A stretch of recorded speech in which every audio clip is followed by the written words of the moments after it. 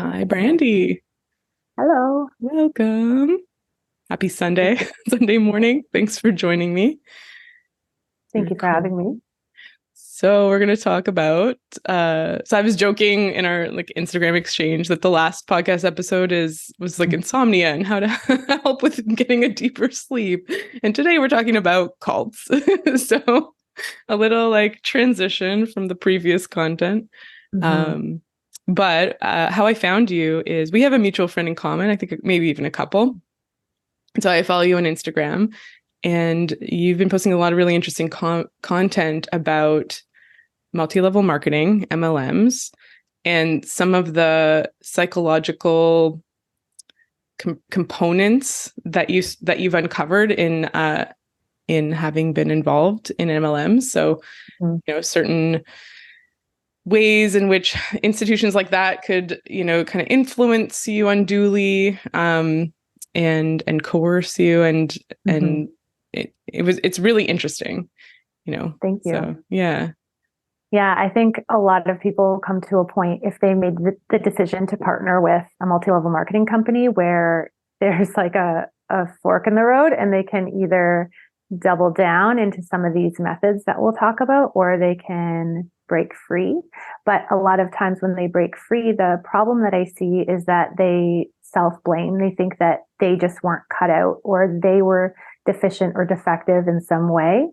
And the illusion continues, and that makes them vulnerable to like cult hop or get involved in another company or another group that uses similar strategies. And it just is a cycle that can continue if we're not aware of these strategies.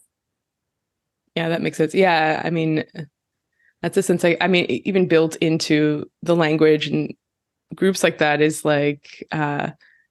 it's not about just selling and tools for selling. It's about the whole psychological, aspects of our personality, and our you're just held back by your fear, your assumptions. So it's like a whole almost therapeutic quote process. Yeah. And so when you fail, you feel like I'm wrong. It's not just, well, maybe I'm not great at selling, I don't know, supplements or makeup or whatever. It's there's something wrong with me. I'll never be successful in anything. Yeah. Or I didn't push hard enough, or I didn't invest in more personal development, or I didn't do, the activity. Never mind the fact that the activity is usually such an extreme level of productivity and uncomfortable boundary pushing that it's nearly impossible for most people to do, if not everyone. Yeah, and never mind the situation that a person's positioned in that gives them some inherent privileges or opportunities that the other people don't have access to, and that's not made clear. So there's a lot that isn't transparent in the whole thing. It's very, very psychological, as you said. And what makes it unethical, in my opinion, is the lack of transparency, the lack of honesty, and the manipulative tactics that are used. But the people that are using them because, like in a cult, they've been indoctrinated to believe that they are truly bettering humanity. And there's a real ends justify the means mentality. I might have to do some things that are a little bit suspect. However, I'm seeing these incredible leaders or people with incredible credentials or even celebrities using these strategies because the general population don't know what we know. And that's very alluring, is to be part of something that is we have this inner knowing, we have this special access to this special solution, and we want to help others. Does that make sense? Yeah, it's we're this elite, secretive group with this special knowledge, but we're going to help and bring in all of humanity, which then would negate our elite and special status. But the way that we have to bring in humanity is kind of leap over the actual informed consent of letting them know the process, how much you're actually expected to make if you join. Correct. And Stephen Hassan, who wrote a book called Combating Cult Mind Control, has a really great analogy that I read it and I'm like, yep, I heard that just spun a different way, which is that in the cult that he was part of, which is the Moonies, they would say you wouldn't feed steak to a baby chick, right? You would give them, they would just choke. So that was kind of the thought process, like of not giving them informed consent, of not giving them all the information, because it would be like feeding steak to a baby chick. And that's just an awful, inhumane thing to do. Yeah. It would totally overwhelm them. And in the group that I was part of, it was, we just light each step in front of them. And so that was framed in a way that made it feel like we're providing a service. We're locking arms with these people and we're caregiving versus we're withholding information. Yeah, right. You're like, yeah, you're not trying to force feed the baby chick, but that argument sort of assumes that at some point the baby chick will eat a steak.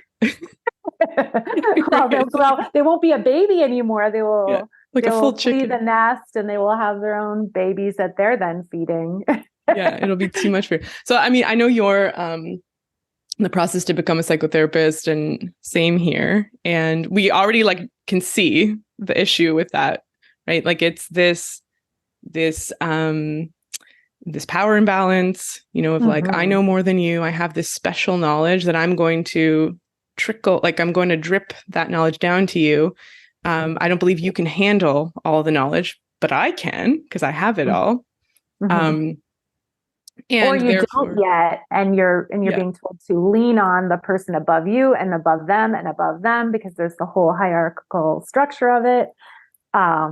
Because you too may be too much of a fledgling to be able to handle it all. It'll just freak you out and scare you, but it's because you don't know yet.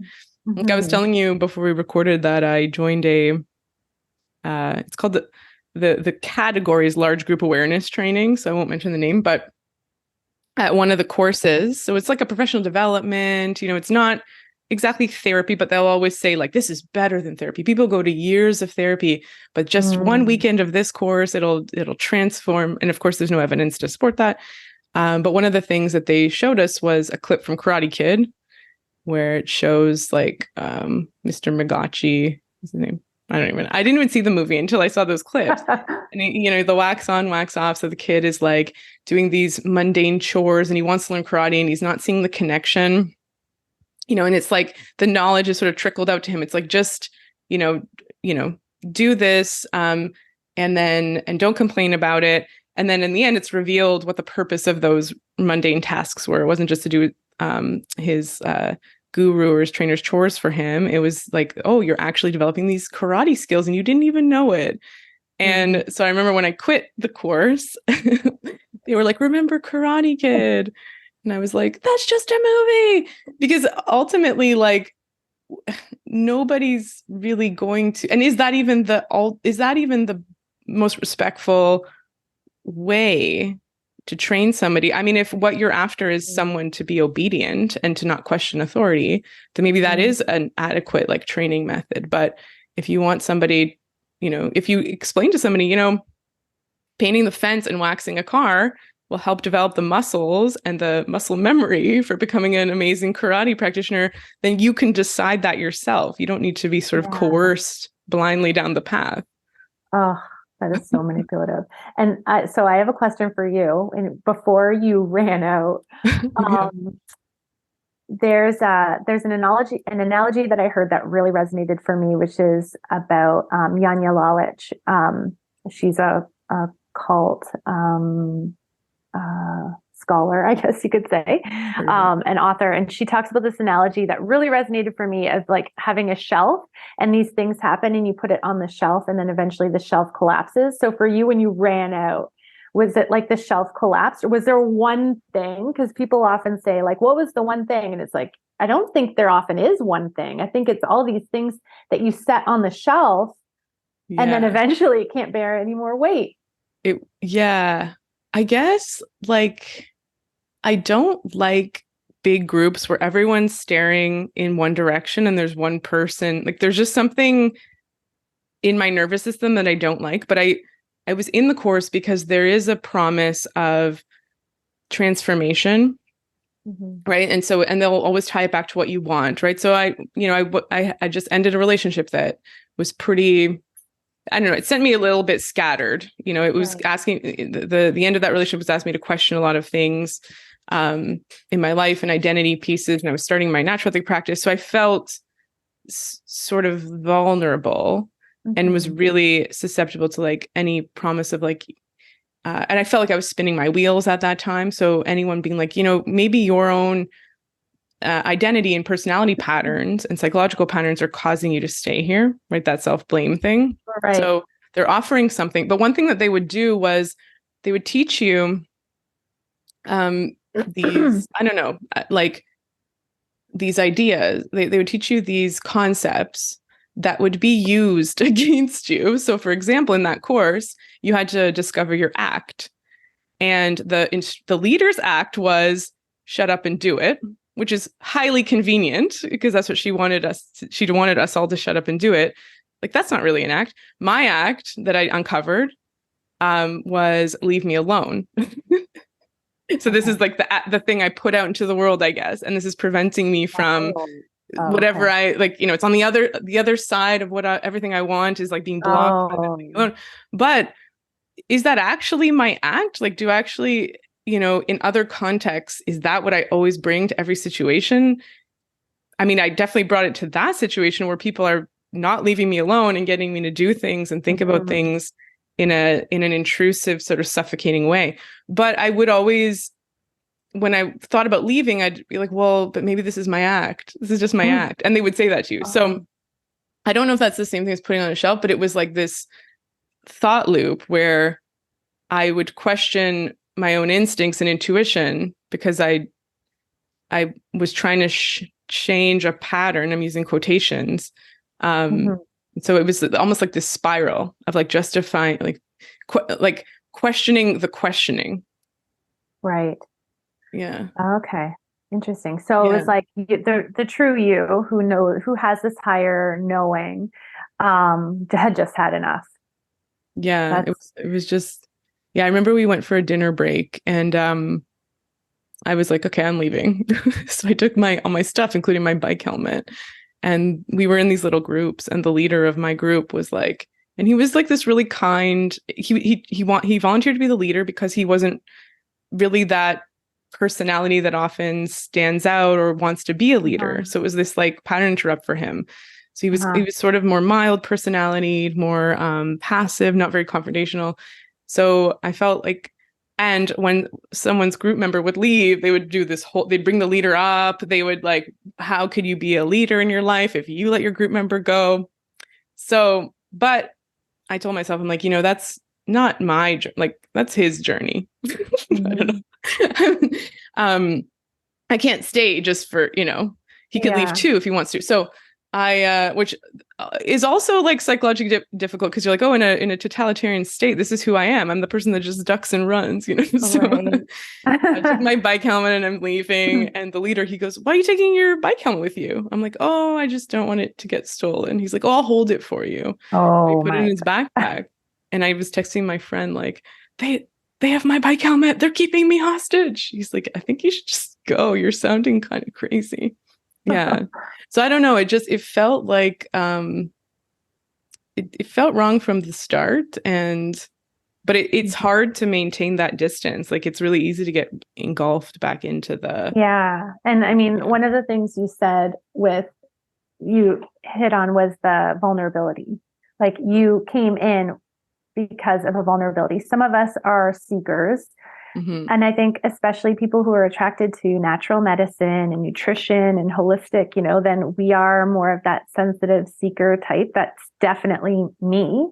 And if there's a vulnerability, we're okay to look outside the box for solutions. And I remember my upline giving me a specific script that said, ask if they're open to taking a look, because people want to be perceived as open.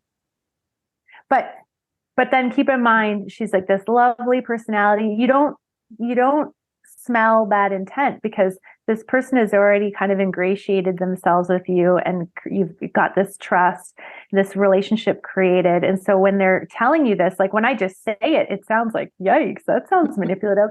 When it's coming out of her mouth, there's all of this stuff that happened prior to that. There's the smile on her face, everything that's so disarming that you actually take it as she's helping me to be successful and be part of this world-changing solution.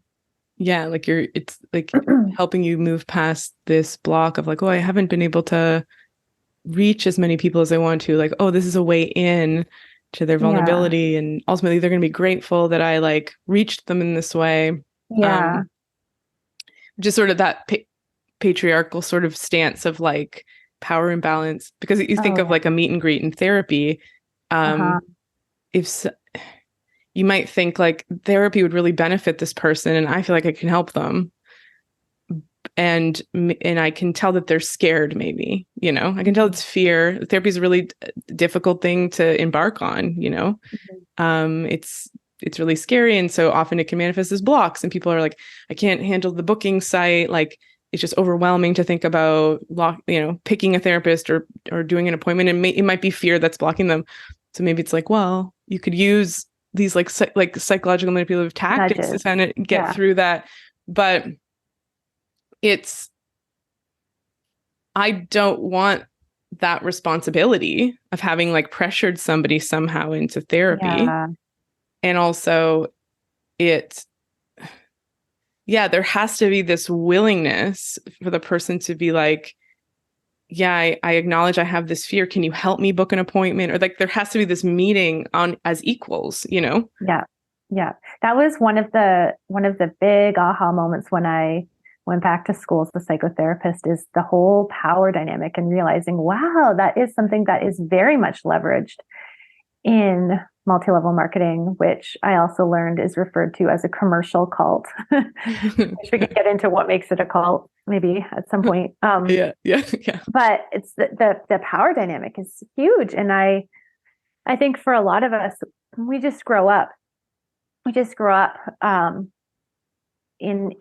these power dynamics. So it's already kind of a normal situation. Like, I don't want to waste somebody's time, or I recognize that they're highly credentialed and that their time is limited. And so, for me, I very much thought, oh, I really want to be good and seen as not a time waster. And then to leave and realize that's so different from what we're taught in psychotherapy. Yeah, it was a really big shift for me to realize that, how that is weaponized.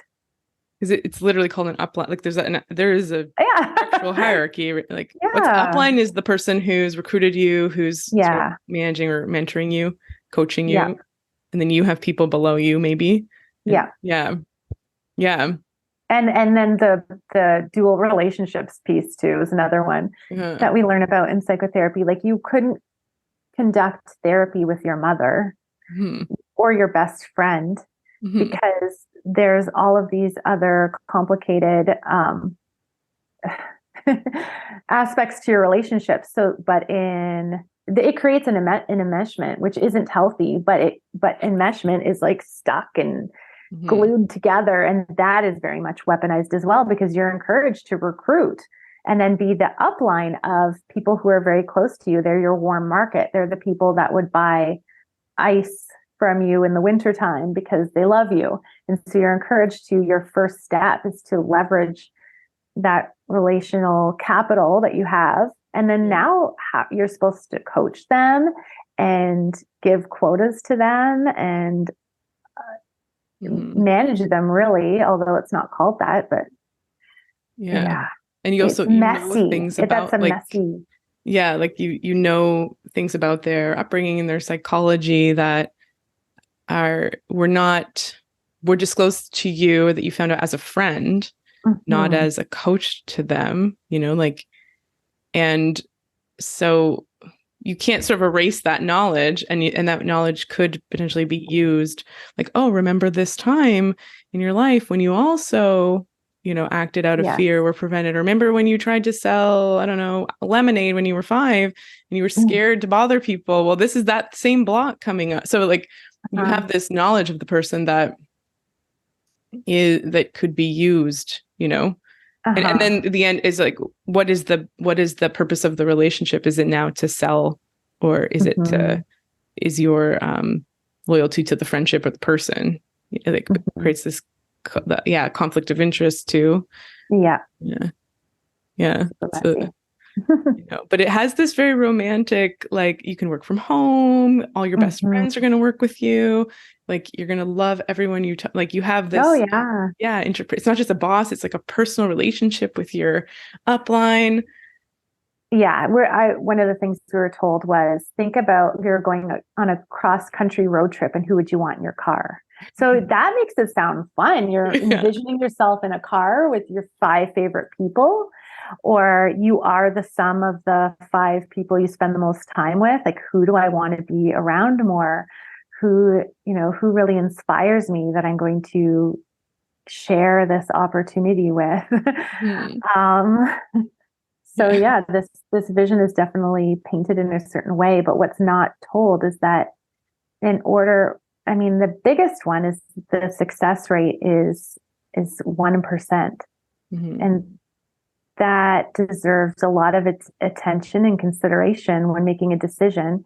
And in order to ever hope to become one of that very small percentage that's making a living wage, you have to be prepared to really, truly be thinking about it all the time and thinking about every relationship and every interaction in the terms of, would they be best a customer or a team member? And really, everyone should be a team member, because if they knew what I knew, they would know that they wouldn't be able to ethically and morally prevent themselves from sharing it with everyone. And why not get a discount? Right. And then that makes it consume your life, which is not time freedom when it's consuming your life. It just sort of fills up your entire identity. Like you're on vacation and you're like kind of thinking probably about it, and you can work from anywhere, which turns into like, I'm at Disneyland with my family and I have to show off that I can work from anywhere, which means I'm not fully disconnecting. And it's all put as your choice. Like, you don't technically have to, but you have had a coaching session where you talked about what you wanted and what your dream is, and you wanted to, let's say, retire your husband. And then they still say success leaves clues. So when you're looking for those clues to the person who's on the stage accepting their promotion to the top level, who has retired their husband, what are their actions showing you? So you emulate that naturally. You're told to just be like, act as if, and then it will happen. Be the leader, and then it will happen. And my argument coming out of it is, how is that not labor trafficking? And technically, it's not technically considered that, obviously, because that's illegal. But I feel like the more knowledge and information and whistleblowing that is coming out about these types of groups, things are catching up, where we're understanding what coercive control and what coercion looks like, and how, well, yes, on paper, you're free to do what you want. You have been manipulated and coerced, and that's very powerful to the human psyche. So you are working for less than minimum wage and using your entire existence as a free commercial for this company or organization. Yeah, I think that's, because we can look from the outside and be like, well, that person has a choice. They're not being held against, like, physically held, but coercive control's powerful. Like we talked about, like with the seminar that I was talking about, that whole, like, well, I can't really leave because that's my act. So it's going to lead to failure. And like you're saying, you and your coach sit down, it's like, well, what do you want in your life? You're bound to this ultimate goal. And plus, if the carrot keeps moving, Yeah. Then something kicks in, which is called the sunk cost fallacy, where I've already come this far. And one of the cliches, which in cults, they're called thought terminating cliches because they're catchy. They sound like wisdom, but they're meant to stop you from critically thinking, or to like overcome whatever objection you have, which is in one of the examples would be, I didn't come this far only to come this far, which is the sunk cost fallacy. Right. I've already worked for less than minimum wage for 5 years. Yeah. I've already invested all of this money in a website and this and that and headshots and whatever it is to gain more credibility. I've already, the list goes on. And this can be, this happens not just in groups like we were a part of, but and even in relationships, it can happen. Oh, we've already had 2 kids or whatever it might be. Stops you from thinking any further about what would ultimately be best for you because you don't want to be a quitter. Mm-hmm. Yeah, the thought terminating cliches, like, because I know that you were saying too, I mean, we were talking about what would the relevance of talking about cults be for this audience, but this sort of coercive control, thought terminating cliches, these psychological tools can be even used in romantic relationships, like, and power imbalance and the thought terminating cliche. Yeah, I'm trying to think of other examples. Maybe you have them, like where like don't make your kids. Okay, how about this one? Yeah. I'm feeling really guilty because I haven't been able to put my kids to bed. And, my whole reason for getting started was to be a more present mom. Mm-hmm. Don't make your kids the excuse, make them the reason. It really pushes on that guilt button of like, yeah, I don't want my kids to see me quit. Like I've already, again, and now you're also have the sunk cost fallacy in there as well. Mm-hmm. And you're looking at it from a different angle and you don't want to let your kids down. Your whole concern was that you felt like you're letting your kids down, but suddenly because of that handy dandy cliche, you feel like you'd be letting them down if you quit. Yeah, it almost like takes the emotion of guilt that you're feeling guilty because you're not spending time with your kids, and then it like takes that guilt and it's like, no, let's just create basically like an opposite thought. Mm-hmm. And then it stops you from going further. So it's like, well, I feel guilty because I can't put them to bed, but now that guilt's transformed into guilt that I need, I can't quit, or it's like I guess gives you like an action or a way forward. It's like, no, I'll just continue on because in the end it'll be good for them. And now I have this sort of thing to tell myself repeatedly whenever that guilt resurfaces, like helps you sort of transform that emotion. As opposed to sort of listening to the emotion and letting it guide you. Like, no, I always feel terrible that I'm not present with my kids and it's bothering me and I want to change that. And as a therapist, you would explore that. You wouldn't stop the thought in order for your ultimate good, right? Give someone just hand them down a cliche. Yeah. You'd explore both. One. Yeah, you'd explore both. You'd be like, okay, on the one hand, you can, recognize that sometimes you have to make, short-term sacrifices. Is this ultimately going to be worth it? Or let's explore the other piece of wanting to be present for your children. And I don't know, that could be many sessions, you don't know, right? Mm-hmm. Another one is leaders show up. So if you have an objection about spending money on a flight to go to a conference, but you've said that you want to be a leader, leaders show up. Mm-hmm. So then it's on you to figure that out. Mm-hmm. Or another one is if they don't know, they'll say no. Or no means no right now. Not right now. Sorry. Oh my gosh, that's a bad one. Doesn't that sound like that's so not ethical at all. No means no right now. That's like frat boy. Not right now. Yeah, exactly. Uh-huh. But remember how it's framed. It's framed by a kindly, maternal, lovely lady. Ultimately, I have your best interest at heart. And I know you better than you know yourself. Mm-hmm. and I'm going to like, I want what's best for you. Yeah, I want what's best for you. You don't know what's best for you. You're just blocked by fear and your own filters and wax on, wax off. Yeah, I'm thinking like in the seminar, the act, then they had a thing of like your story and what happened. So they would always just, well, that's just your story. And so that blocks you because I mean, that partly is true, like there's cognitive behavior therapy where like, you feel guilty about something. Okay, let's examine the thoughts, the stories that we create as humans. We're always creating stories. That's how we make meaning.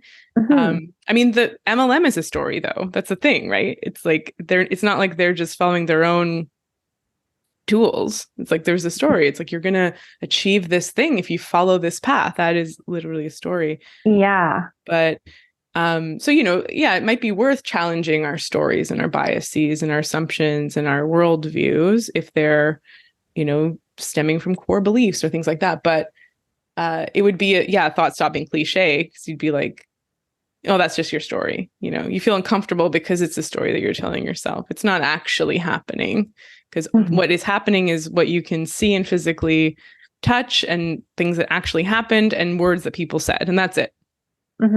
Yeah. I could see myself 100% attending and eating up what you're describing. Yeah. Because, if you're a person who strives to be their best self or make the most of their life, you then like the seeker, right? Where a lot of us are. But I think one mistake that a lot of people do make is they say, I would never fall for that.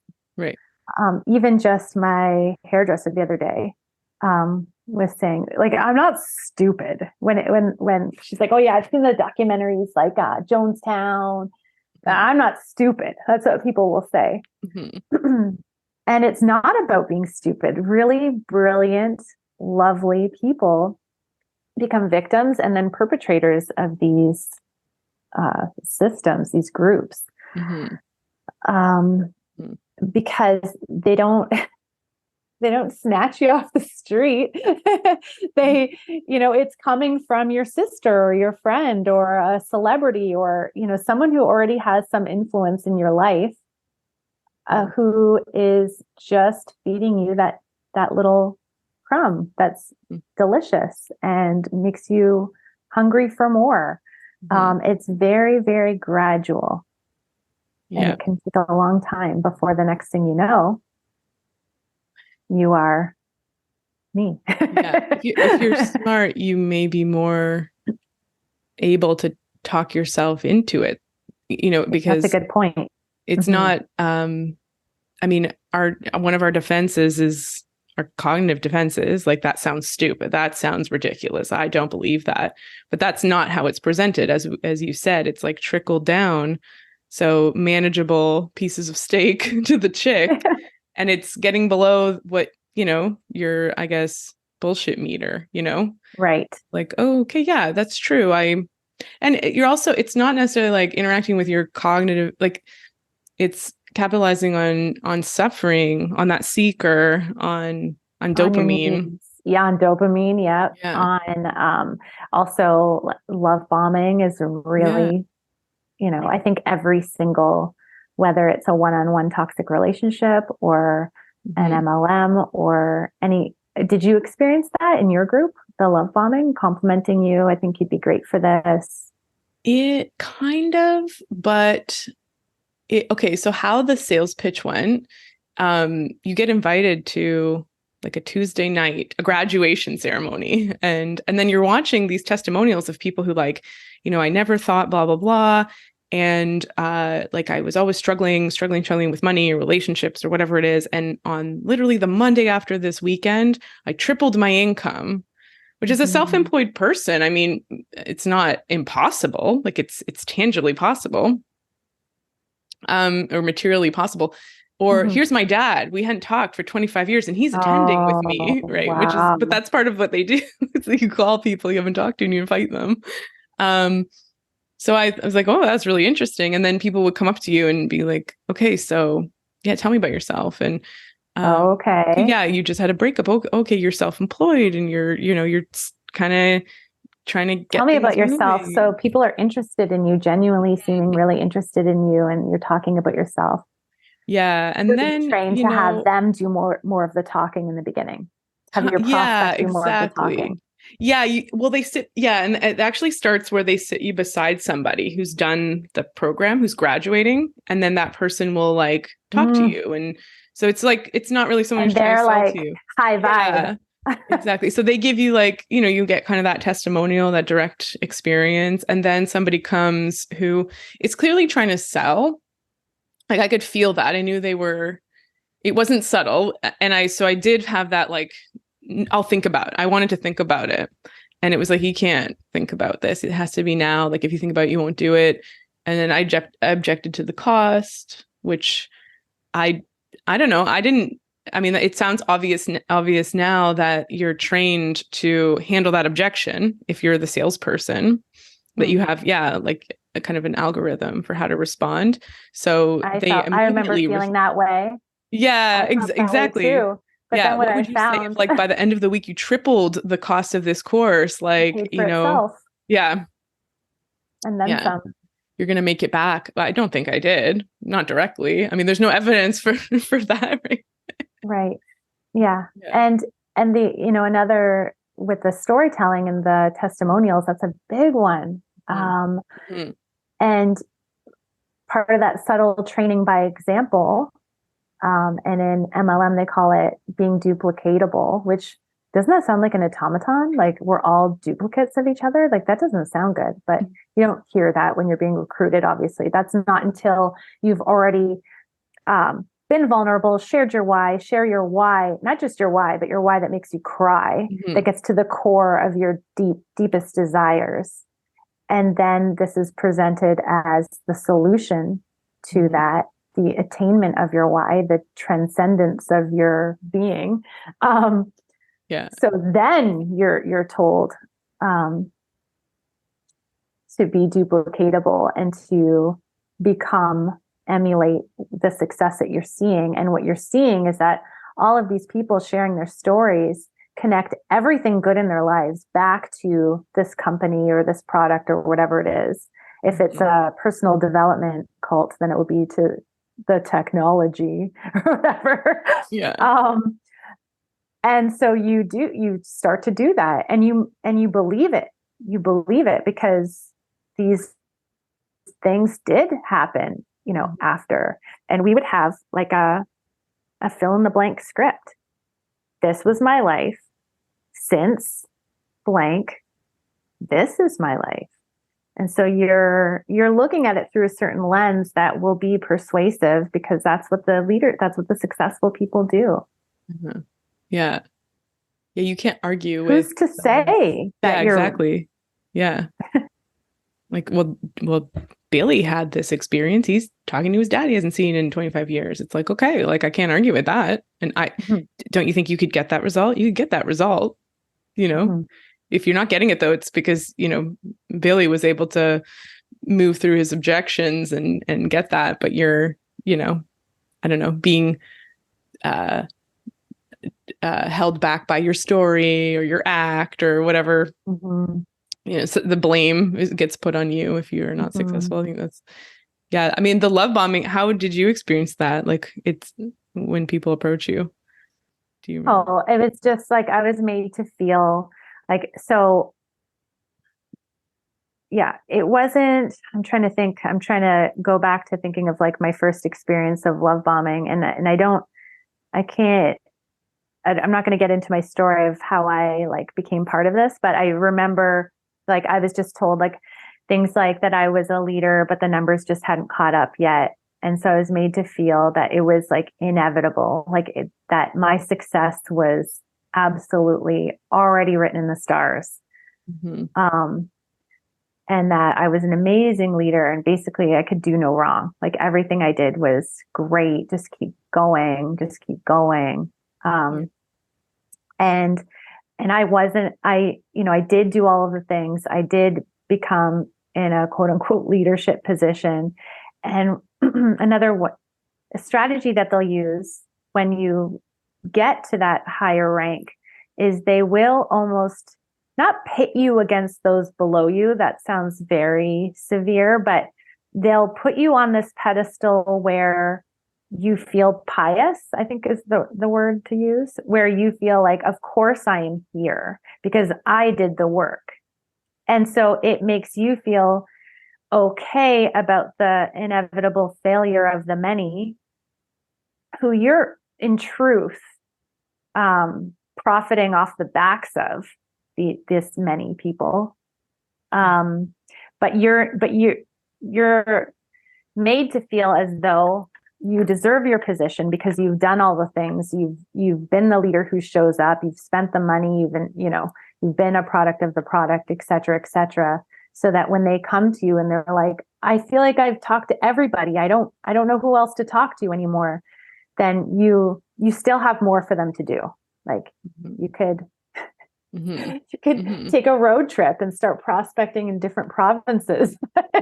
Do training. Yeah. I would plan like family trips for prospecting because I saw that done as an example, and like it's just wild. I mean, it's interesting. There's a lot there, right? Because there's the hierarchical thing. A lot of these like thought stopping cliches and like ideas are like tropes in our society, right? It's like, well, pull yourself up by your bootstraps. If you're, it is what it is. Yeah, like I got here because I worked hard. I did the work. Like I deserve it. So it internalizes that self-responsibility, self-blame thing, right? And then that gets you project that, you interject that, like that's like what drives it. Did you feel like kind of addicted to, so like, when we're love bombed, and a lot of clients have this experience, patients, right, in toxic relationships, coercive situations, which could be with other people, but also institutions and structures. There's often love bombing, and it's often like, really directed at our need to be special, worthy, valued. And so, some people will ask me, like, I must have really deep wounds if I was so susceptible to my ex-boyfriend's love bombing. Like, why did I do this? Why did I go against my own instincts and intuition? And I'm like, it's not, I mean, possibly, like, we could explore that. There may be wounds, there may be, schemas of unworthiness and things we can explore, but there's also the addictive quality of it, of like wanting more of that. So, you're given to feel like you're the most special person in the world. You're this magical person, like, yeah, exactly. Like your circumstances aren't reflecting your true potential. I see the potential in you. And then, so you're sort of chasing that validation. Yeah, 100%. Definitely. Yeah. I could definitely say that makes all kinds of sense. And I remember feeling at times like it feels like a video game. And because you would, but I felt like in that moment, like it was fun because I was addicted to the dopamine. But like for example, like the gamified, I guess, aspect of it would be like you're doing these activities, these income producing activities, and then you get a recruit. You get a recruit that was on your chicken list, like someone who's really influential. And there's a dopamine rush from that success, even though you're actually getting nothing from that at this point. Like you're getting a dopamine rush from the big check mark and the ability to get praised for that success and et cetera, et cetera. But until or if like they end up bringing in any results, only then will you actually receive any sliver of income from that. So you actually are getting nothing except for the dopamine. Yeah. Which is a reward in and of itself. Like it doesn't have to, like you could press the cocaine lever and right. Yeah. I mean, you sent me a podcast about the large group awareness trainings and dopamine and like, and I did a bit of research because I, was wondering, I mean, I don't know if there's a lot of research about who is susceptible, like going back to like people saying I would never fall for that. Like, I mean, one thing I understood a while back was that there isn't really anyone who is susceptible. Like it's not necessarily somebody who has, like it's not somebody who's like looking for a dad, or like there isn't really a characteristic or a pattern. No, everybody has their own individual one. And as a recruiter, you're trained to find that. In Scientology, they call it your ruin, like to find your biggest shame point. The thing that's holding you back, I guess, would be your act in the language that you use. Yeah. And mine was leave me alone, which is what I wanted them to do when I was in that group. But yeah. So everybody has their own individual one, and a good recruiter or an effective recruiter will find what that is and then tailor your experience to you. Right. So there is nobody who's not susceptible. People who are literally celebrities get pulled into these things because they're delivered the right experience for them based on whatever that need is within them.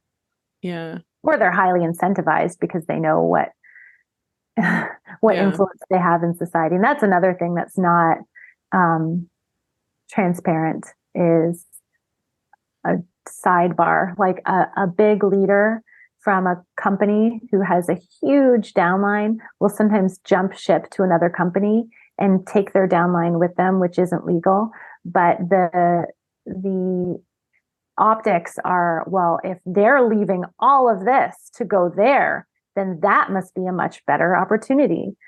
But what's not told is that they're given a bridge contract. They're given a contract that says, we'll give you this signing bonus of X amount of dollars if you leave and bring X amount of downline with you. So if they knew that, would they jump ship too? No, they're trusting this person, and that trust is leveraged, and it's totally unethical. Yeah. So a lot of these, benefits and perks that certain people get that other people, it's not a level playing field at all. At all.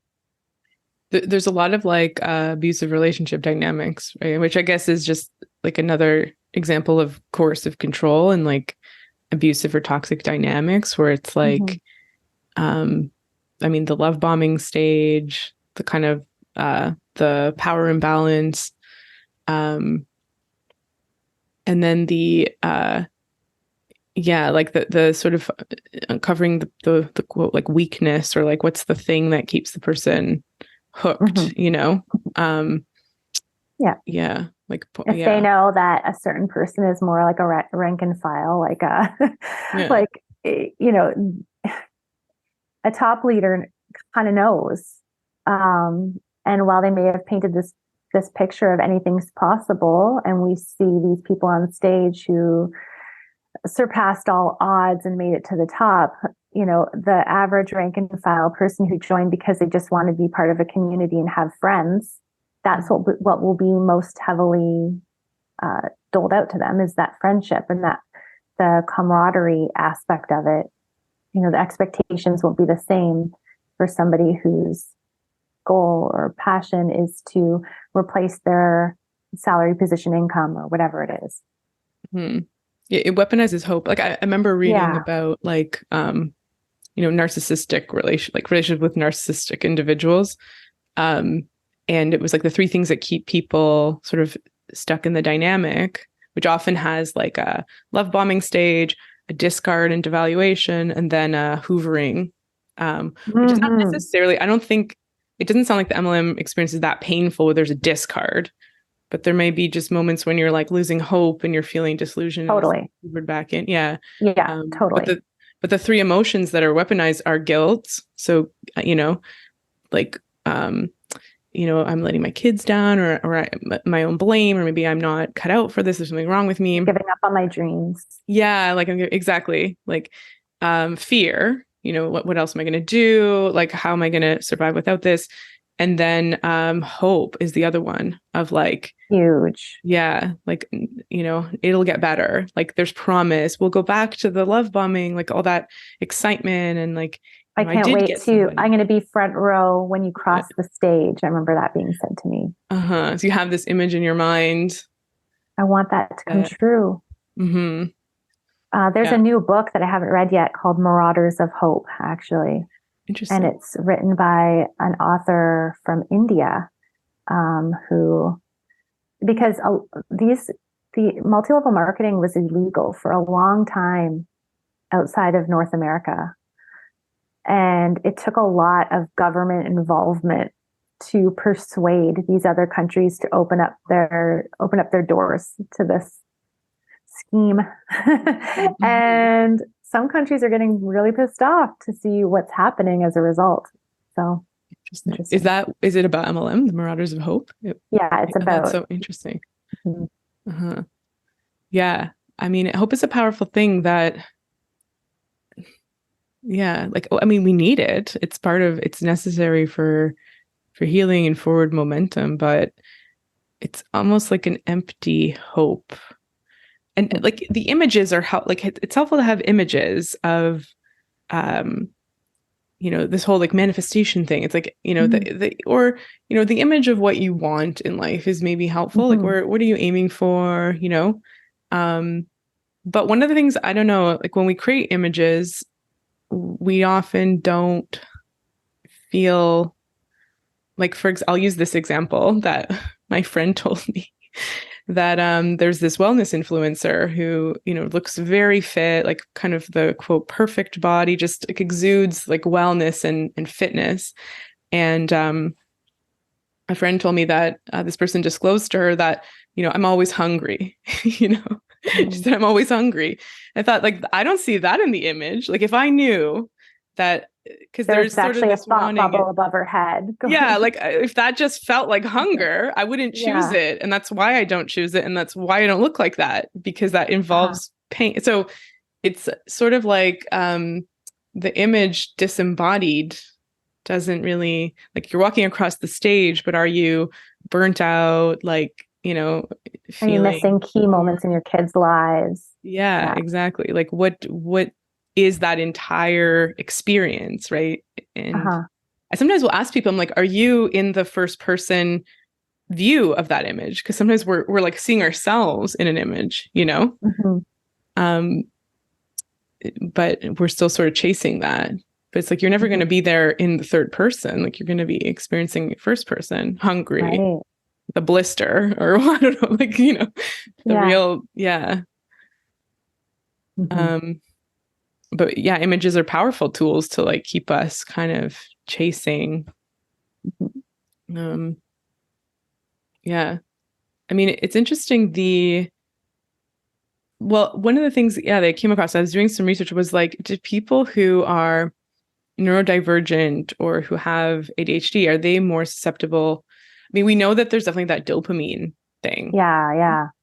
And so if you're an individual who tends to chase dopamine, is that, I don't know, but it's also the seeker personality could also fit into that too, right? It doesn't have to be diagnosed, but I definitely see that. I think in some organizations as well, maybe in a more of like a personal development type scenario, they might, I've seen it actually online with like an online cult that's operating, where they say like diagnoses are just limitations or boxes that, and really they're gifts and so on. So they're really deliberately targeting neurodivergent individuals. In an MLM, I haven't seen that, because it's not the same kind of transcendent kind of group. It's more like a specific product. But for me, like, so I got diagnosed with ADHD, and hyper focus is a big one for me. So I can just like zone in, dial in, and like work hard. And that served me super well in my career prior to this. And in this, I guess you could say it served me. I mean, served me well, meaning I was getting promoted. You were successful in this hierarchy. I was able to do. Here's the thing. I felt like I was able to do really things that are difficult for a lot of people, but I wasn't able to do simple things. So that was Right. what I was struggling with during my heyday, was like, I can do all these things that like my team isn't able to do, but I seem to have a really hard time like with like paying my bills and watering my plants and like doing this stuff, like the day-to-day function stuff. Yeah, that's the whole like That's what I was like behind closed doors. are you class valedictorian, but you struggle to make a grocery list, like that sort of like contradiction that's common in with ADHD. Like Yeah, totally. Yeah. So, and I saw, I experienced situations with other neurodivergent individuals where that was, let's just say they weren't given the care that they should have been given. Instead, it was seen as an opportunity, like a way in, if that makes sense. Yeah. Because I'm thinking, I mean, there's the dopamine sort of hijacking of the experience. Mm-hmm. But I mean, part of sales and like a business is there's like executive functioning and administrative type tasks. Like that is, I guess if you run a business, you can kind of outsource that, or you can, or like, I don't know, work on that. But I'm wondering, like, I don't know if they addressed the whole, like, because there's a lot of training on like the mindset and like, but is there training on like how to like keep track of sales, like, like executive functioning type stuff. Yeah, that was one of the many aha moments after the fact. Was I would be listening to this podcast, Life After MLM, and Roberta Blevins had said repeatedly, and it took repeated like times of me hearing it before I'm like, okay, I should actually do this. And this is after I had left. She would say, talk about how you're not trained to keep an income versus expenses comparison. And you're not trained on keeping books. And because they don't want you looking at that, they don't want you looking at how much you're spending versus taking in. They want you to stay in magical thinking mode and what if and all of that. And the whole just consumed by hope and it, believe it is so and it shall be. But what is actually happening? So finally I did that, and I wrote a whole Substack about it because I was like, I'm not going to swear. Yeah. I already did, so it's okay, but yeah. Okay. Yeah. And that wasn't even the final straw for me. It was just like some major icing on the cake of like validating my decision to leave, was looking at that. No executive functioning. I mean, there's a guise of it. Like I remember having somebody come on and do a training on bullet journaling, for example. Right. Yeah. I often find feeling like you're getting this. Like it's kind of like I've been to like kind of business trainings and stuff, and I feel like it's sort of presented as like, I remember just feeling a lot of guilt whenever I'd hear, like, it'd be like, well, you should be doing this. Like you should already be doing this, or why aren't you doing like that sort of, maybe that's from the education system of like, why aren't you more organized? Like, do a bullet journal, or if your spreadsheet should be updated every day. And I just remember feeling kind of like, I know what I'm expected to do, or what a good human quote should do, but I don't know how to get there. Like that, the path, or the how I organize my mind to be able to do that, discipline and consistency, and but I don't, like the actual. It's interesting that it's like, we're good, they'll never make a spreadsheet to actually find out what they're making, like. And they're too busy. Yeah. Right. That's not income producing activity. So who has time for that? Yeah. And we're sort of like, we're kind of capitalizing on personality types or neurological types that are more into, like the dream and the creativity and the excitement, rather than the actual like spreadsheet keeping. So we don't really have to worry about anybody figuring out that they're not making any money. Right. Yeah. That's interesting. Yeah, I mean, what was it? I keep thinking of something and then forgetting it, but because I wanted to tie it in to this idea of like, I guess the relationship. I remember keeping people isolated.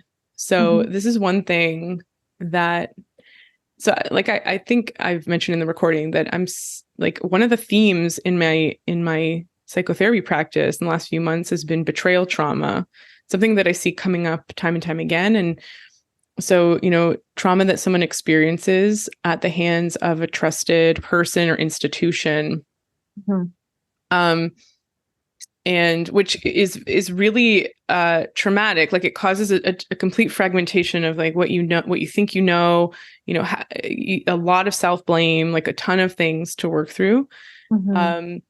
And all trauma involves some sort of betrayal trauma ultimately, but one of the things that I'm noticing that's a real strength in the individuals I'm working with is interpersonal relationships. And so a lot of the thing we're identifying is that when the person was involved in this sort of coercive relationship, they felt a lot of shame and they didn't want to tell people in their lives about it. And then as they were sort of leaving it, or almost like psychologically preparing to leave, they start to tell people.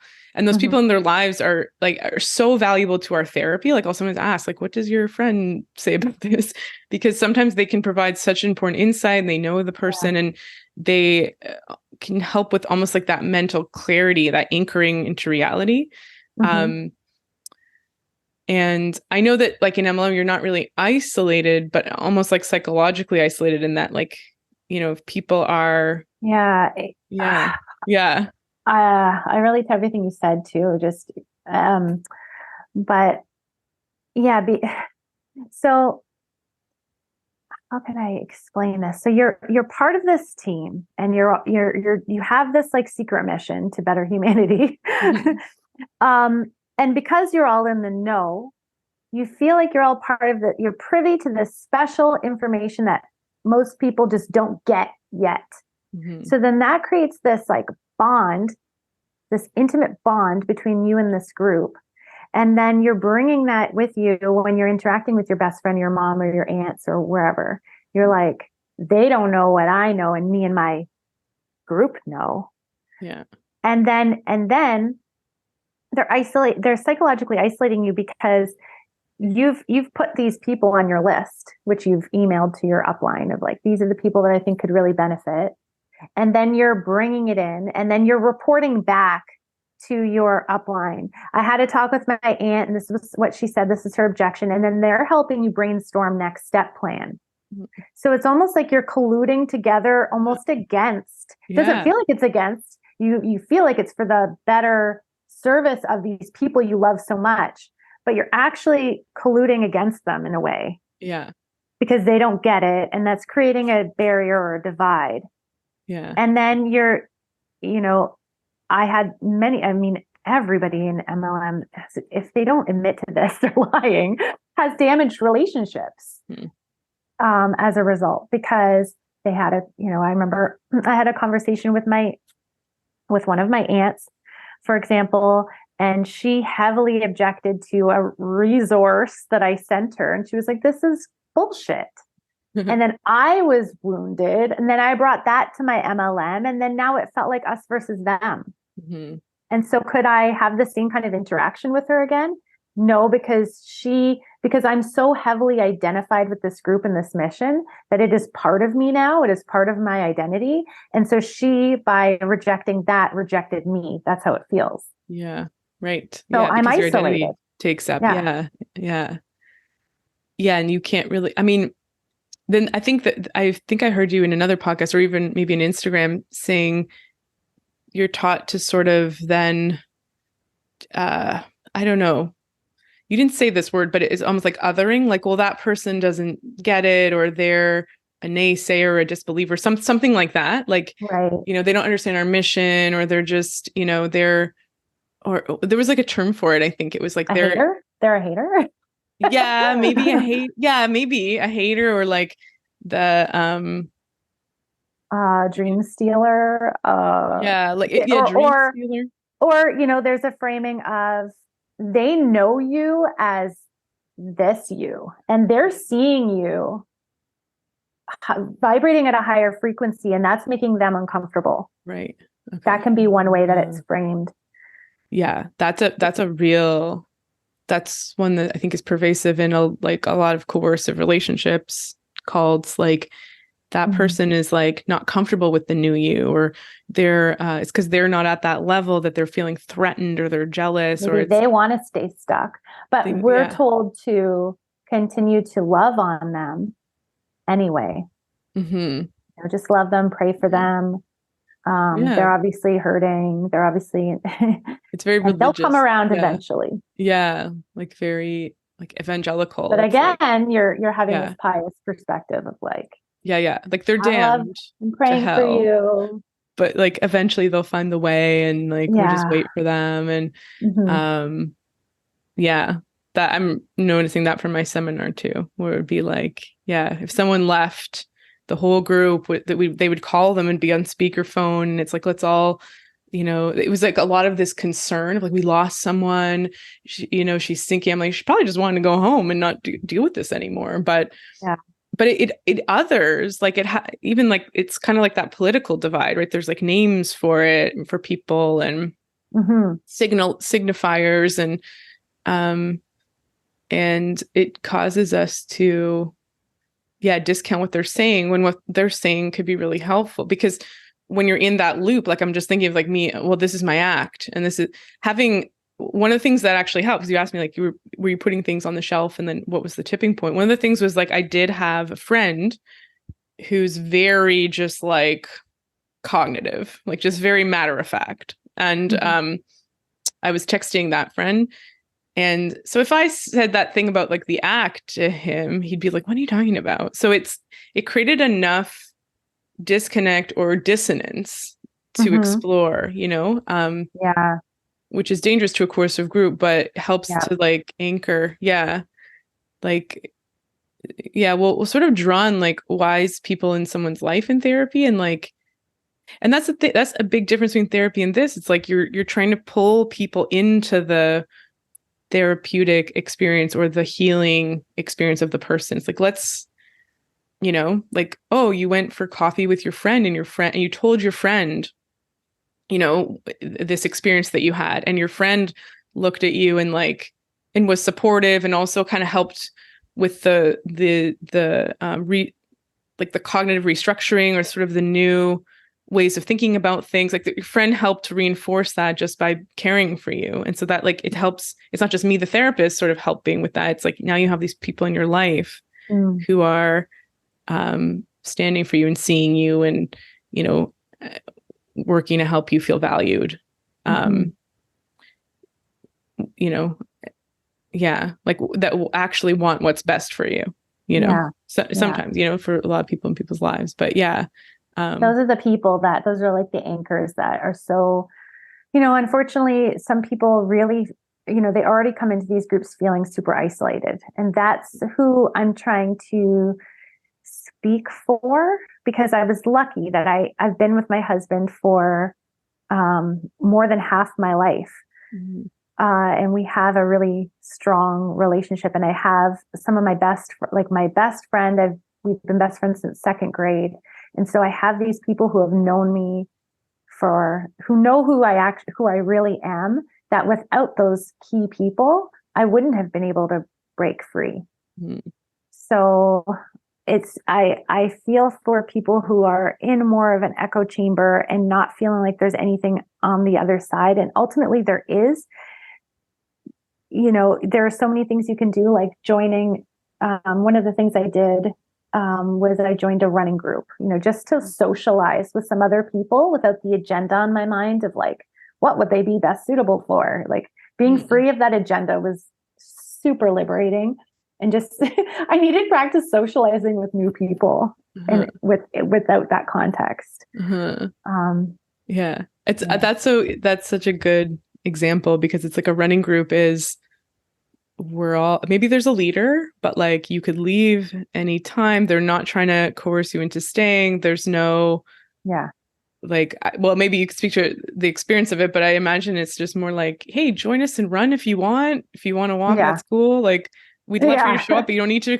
Like there's no We're not going to be like, your blocks are in your way if you're not. Yeah. Maybe we should go through like the kind of litmus test of like, is a group or relationship culty or not?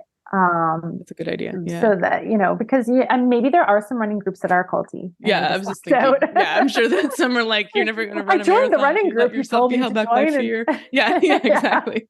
So shin splints are just in your mind. You push through. Yeah. So maybe that was a bad example, but yeah. What is the litmus test? Let's. So two that I found very helpful. One is by Stephen Hassan called the bite model. Mm-hmm. And so the thing about both of these models is that they are a spectrum, mm-hmm. So some aspects of it are, say on a scale of 1 to 10, some aspects might be 10 out of 10 and others might be like, oh, just a little bit.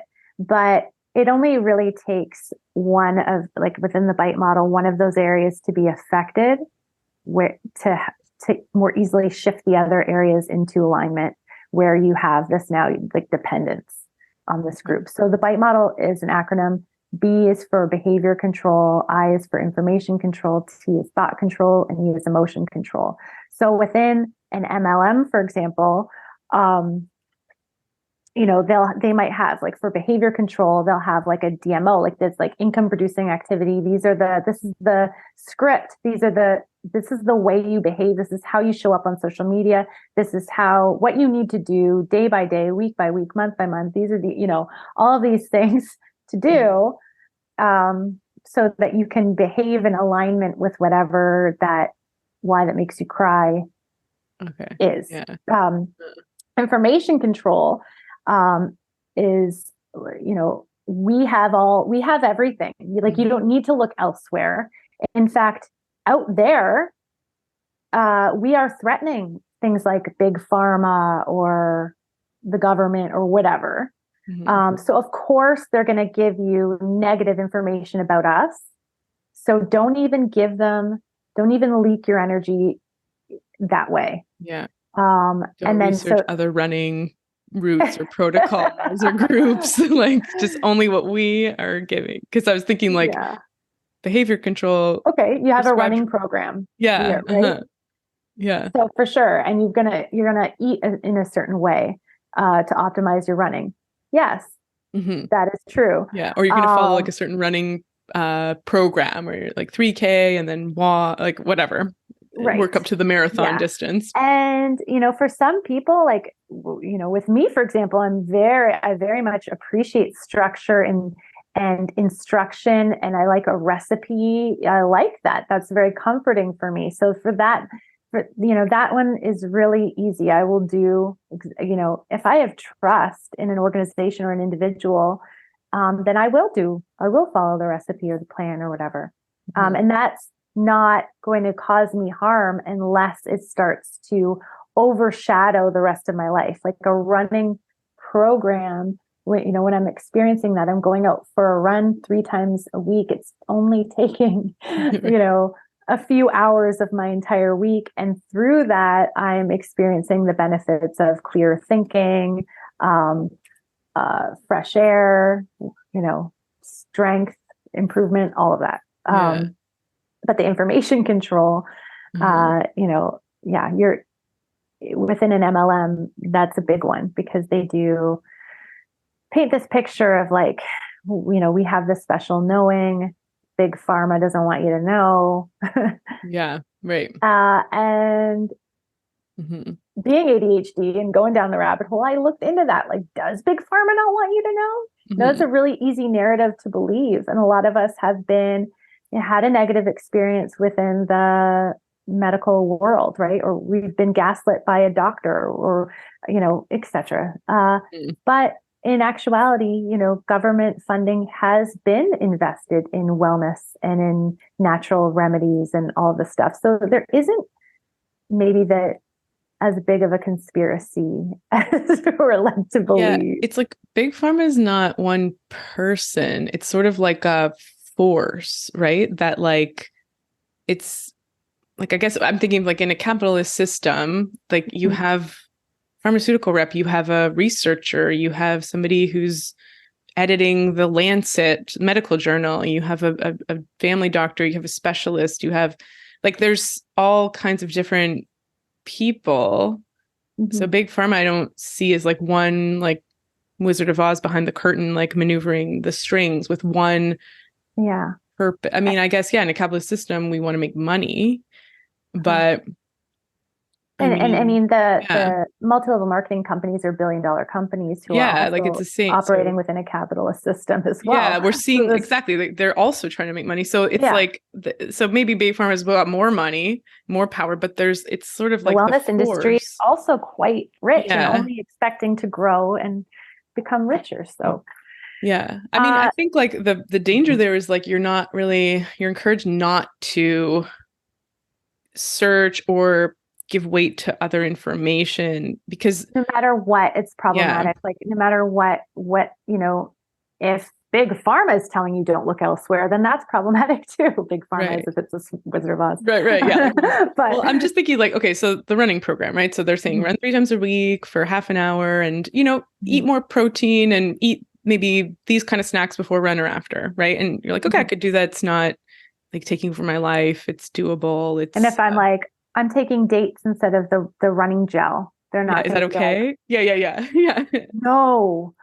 Right. And then you're like, well, this running gel is making me bloated and like I get a headache after it. And now like my feet hurt and I tried changing my shoes and I don't know. So you're asking maybe your coach and they're like, no, just trust the process, just keep going. So then maybe you Google to find, it's sort of like no, don't Google it. Just believe in us. Even when believe your body is huge. That's exactly. Actually, a big tenet is, just believe, faith. There's a reason why, anyway. Yeah. I mean, what I'm thinking too, like, I'm also filtering this through the perspective of like naturopathic medicine, right? Because it's definitely, I mean, there's different from psychotherapy. There's like a prescription, like someone comes to me with their health concern, goals. And so it's like, okay, the running program, for example, like, but if the person comes back so it's presented with informed consent and like, let's try this, and emphasis on teaching or strengthening that relationship with self to be able to pay attention, because we've been trained out of that, so like, okay, your feet hurt, okay, and so when someone comes back, and maybe this is a time to bring in gaslighting too, like if somebody comes back and they're like, my feet hurt, it's like, oh, that's nothing to do with it, that's just you problem, like that's a detox side effect. Yeah, that's it. Exactly. That's just a detox.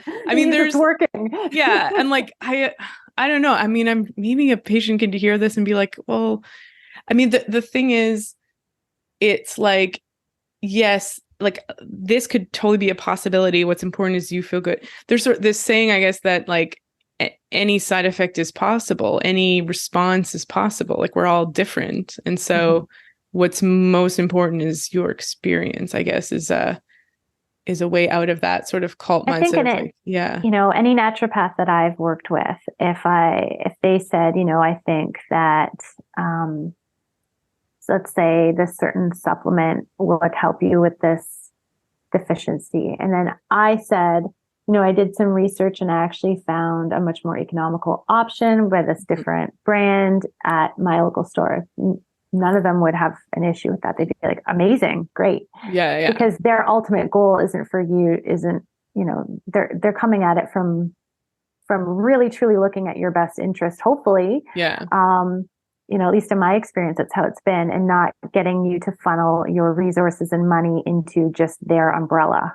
Yeah. Right. And that we also are like regulated against that. So even if the individual. Oh yeah, true. And there's a reason for that. Yeah, exactly. Yeah, like you can't, you have to present options as part of informed consent. And you also have to present the risks and of doing the thing that might exist, and risks of not doing the thing, and talk about the benefits, and no coercion, right? Like if you decide not to do this won't affect our relationship. You're ultimately the one who gets to decide. But yeah, like, or you prescribe the supplement, the person comes back and they're like, And, as an ND, yeah, like sometimes I get excited about supplements and I really feel it would be helpful, like I could have strong biases for that person to take something. Mm-hmm. But they might come back and be like, I didn't like it. It was too big of a pill, or I felt bloated, or I broke out, or any effect that they didn't like that they might have experienced. And so it's like, okay, like we might try something, we might make sure it was that. I can reiterate the benefits I think it will bring, but ultimately, yeah, you're allowed to decide, and your experience is real. I mean, there is this thing as medical gaslighting where people are told like, oh, that has nothing to do with it, or those symptoms are not associated with your condition, or but it seems like the eye and bite has a lot of like gaslighting associated with it, of like, don't just believe what you're experiencing. Don't look outside.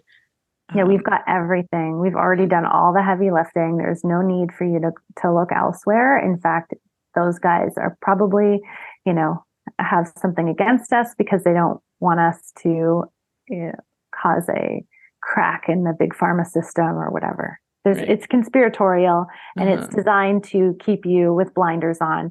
Also, if somebody ends up believing, then they are the enemy. Yeah. They are speaking the devil's words. So that's, yeah.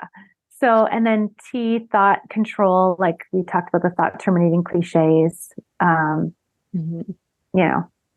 That's a big one right there. And then emotional control, like the LGAT kind of situation, the large group awareness training type of situations, the conventions, the events, the stories, the experiences that are all designed to like give you that dopamine rush, make you feel like anything's possible.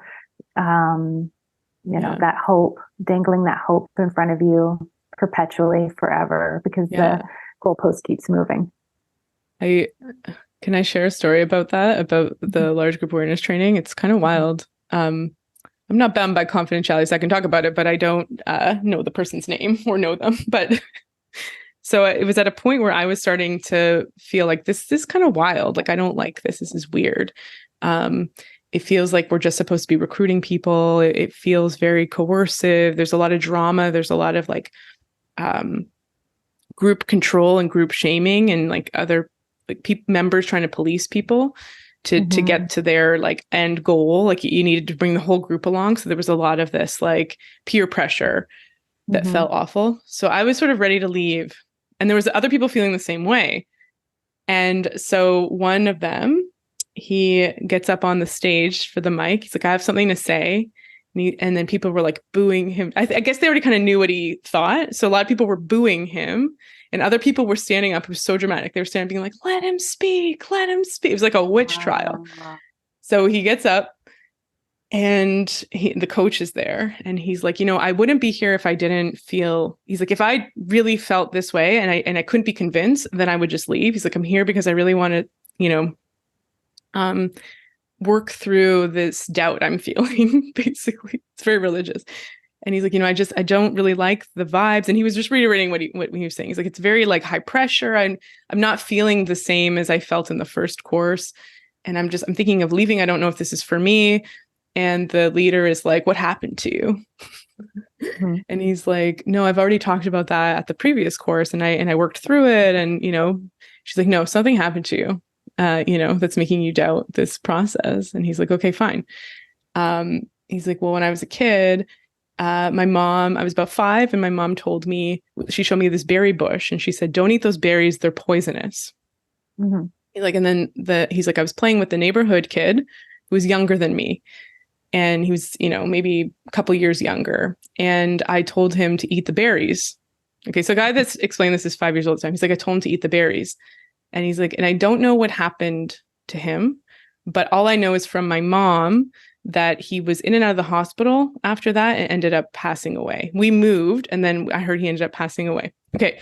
So this guy, he has doubts about the thing. He tells this story. It was like a mic drop moment. I, in my head, was like, maybe he's been planted here. I started getting like conspiratorial, paranoid. And I was just like, because anyone that questions this has a deep he said it, he's like, I don't actually know if it was the berries. I don't know if it had anything to do with it. The people have told me that, but I mean, that's what happened. So I remember thinking like, okay, so the message was, if you're doubting this process, it's because you have some deep wound, this deep guilt that's coming up to block you from. It was wild. And that was, people were crying, people were, like, it was highly emotional. And it made me stay another couple hours for sure, being like, oh my God, what do I have that I've maybe blocked? Yeah. Wow.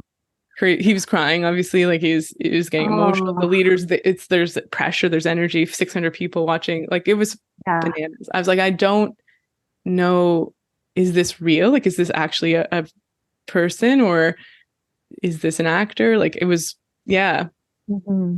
They couldn't have constructed a better moment to relieve that doubt that we were feeling. Yeah. Wow. Yeah. Huh. Yeah, I don't know. That was wild. So talk about emotional control. Mm-hmm. Ultimately, like, something's wrong with you for feeling this way. And here's an example, Mm-hmm. Wow. Yeah. I don't think he had objections after that. I think he was in it after that. Yeah. Wow. Yeah. Okay. So I get into the bounded choice. Yeah. And I guess, like, see if that brings up any memories for you. And like, I know, it's like all this, like, is good. It's like therapeutic. But I guess to bring it back to the running group, like, there's yeah. Sometimes after a run, they're like, we're all going to go for a pint. Does anybody want to come? And nobody's like, Brandie, are you like, invasive eye contact. You're never going to run that marathon if you're not willing to, like, be a team player. Come to the group, take our special gel. Yeah. But you might, in that running group, find somebody who's selling a MLM product. So I had a moment. I had a moment in my homeschool. I homeschool my kids, and we have a homeschool group. And I had a moment where this woman sat beside me and was just really like complimenting my children. I guess a little bit of love bombing on just like what an amazing mom I am and how great my kids are and all this stuff. And then next thing I know, I'm like talking about anxiety with, one of my kids and what they're going through. And then the next thing I know, she's got this essential oil bottle in my face. And I'm like, I don't know what my face looked like, but it was after like processing and coming out, a couple years out of this MLM. And I think I went white. Like, no, you fucking didn't. Sorry, I swore. Did she sell it, or is she just like, she's selling it. Yeah. But it was the whole, like, I just walked right into it. Yeah. And because I knew, if it had been 5 years earlier, I would have been buying the oils, I mean, as an ND, but because I knew, I felt like, oh, she set me up. I walked right into it. That's how it felt, Mm-hmm. Yeah. Yeah. Although I opened up, I got vulnerable. Yeah. That you're that betrayal trauma, right? It's like, oh, who can I trust now? Because you're like opening up as you would with anyone. Yeah. And then you realize once that bottle comes out, ulterior motive. Yeah, exactly. And she believes she's doing good. She's like, yes, I can help this person. So like, although I was angry, like ultimately I don't blame this person. I see them as somebody who's has good intentions. But yeah, there is that betrayal wound for sure. Because I was just going to say, like, it's possible that the motivations, like, at least consciously, came out with the essential oil, but that, like, previously the whole conversation was just like her interest in come with the oils. That's true. Yeah. So that's the thing. But that's part of betrayal trauma, I find, is like people trying to piece. So this idea of, this wasn't what I thought it was. When did what I thought it was and what actually was going on diverge? And so so you think of like a romantic relationship, people will go back in time, like, okay, that weekend 6 years ago when I thought the person was working late, like that I found out they were actually with the person. So that was a lie. And like all the tiny lies, all the ways that we conceptualize the relationship with the person or institution, it's like we have to go back and like rewrite that story. And people will like ruminate and spin on it, trying to figure it out. And then there's always a question under that of like, why me, or why did this happen? Usually like, why did this happen to me? Like, what about me, made me susceptible, or why did they do this to me? Or so it's a lot, it's not as simple as like, okay, the person betrayed me, I'm never going to trust them again. It's like you distrust yourself, you distrust, you're like trying to figure out, okay, how do I avoid stepping in this hole again? Could I avoid it? Was and there ultimately, ultimately you're going to keep, like, that's what I'm finding, coming up against these situations. And my hope is that just like people know what to look for and feel more prepared to manage it with empathy as well. Yeah. Because we don't want to, coming on the other side, create a whole us versus them dynamic too. It's tricky. It's like it's really, it's difficult to whistle blow compassionately. But that's what I'm aiming to do, because I pushed this dream so hard with my everything. I feel like I have to match it with what I learned.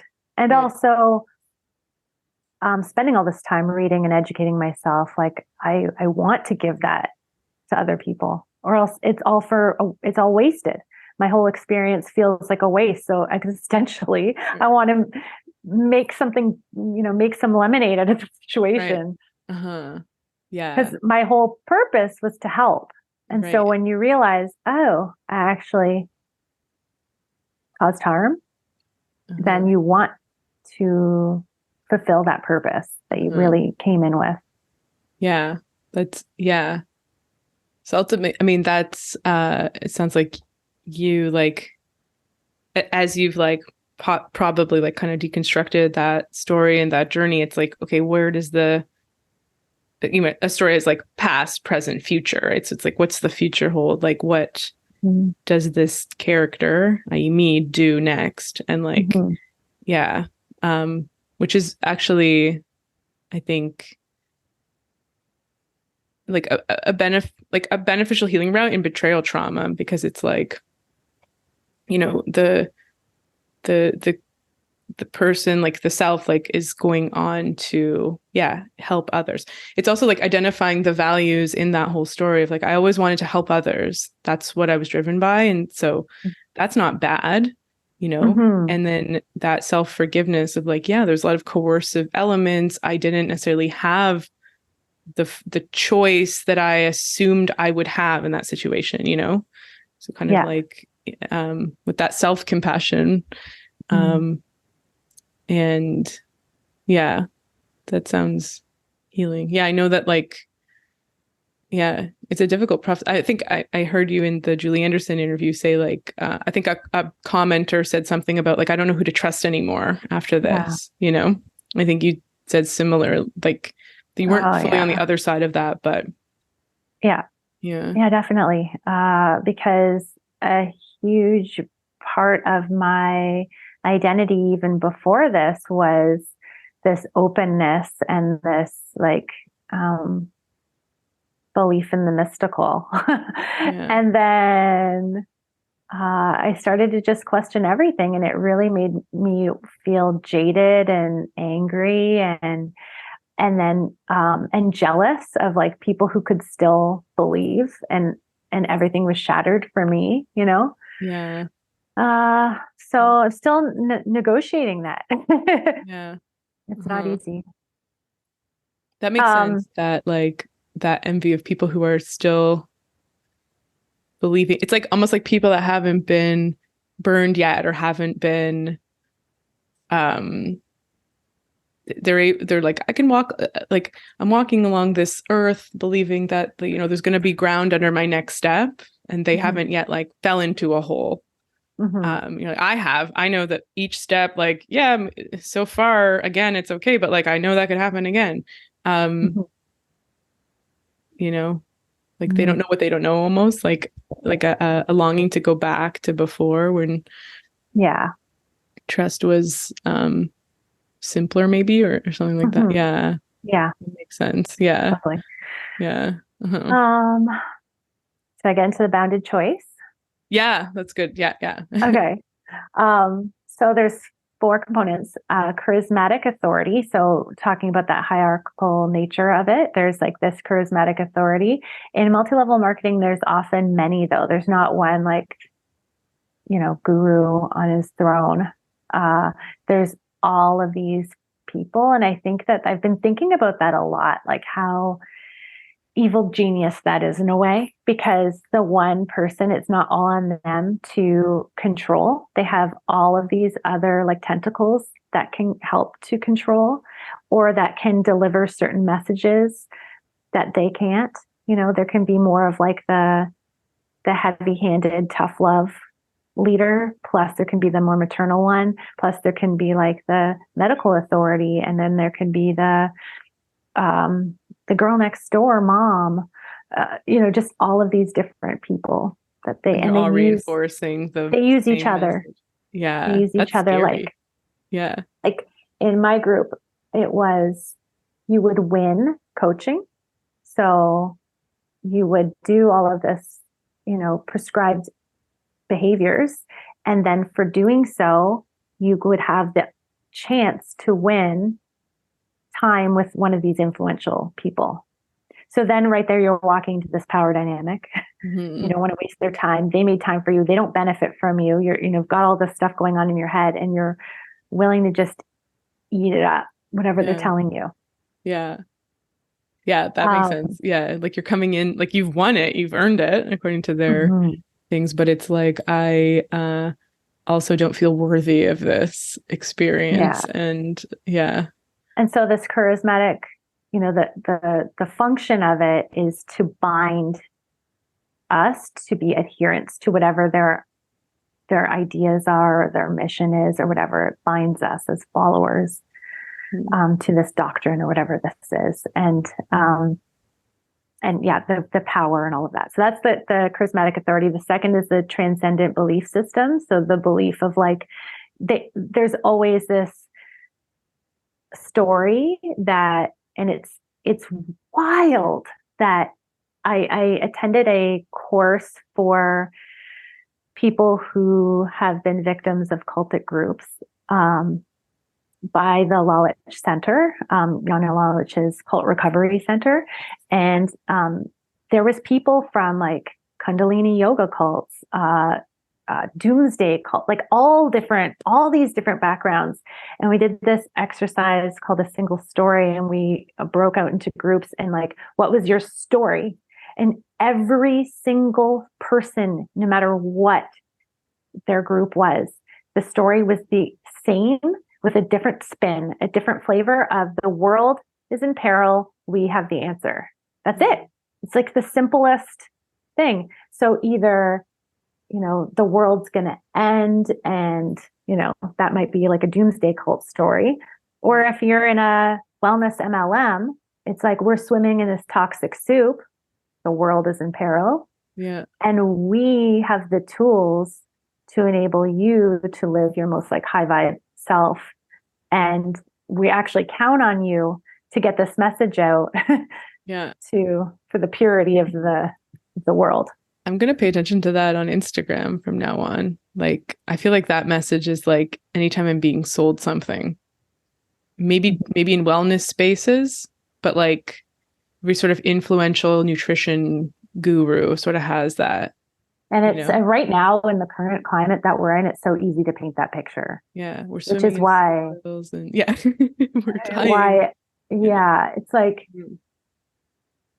if you're part of a doomsday group, like clear evidence that the rapture is coming, right? Like, anyway, anywhere. Yeah, I mean, I feel like I probably use that in my marketing. Like, I don't know, like this assumption that like, there's health issues in our world, and like it's because of Yeah, but that's interesting.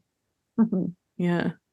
So that the transcendent belief system, there is this promised like salvation or after result that you will get if you follow this prescribed method. No matter what your personal vision of salvation looks like in an MLM, the actions are always the same, which is kind of funny.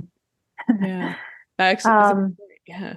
The third is the systems of control. So like if you want to be success, if you want to have this, then this is how you achieve it.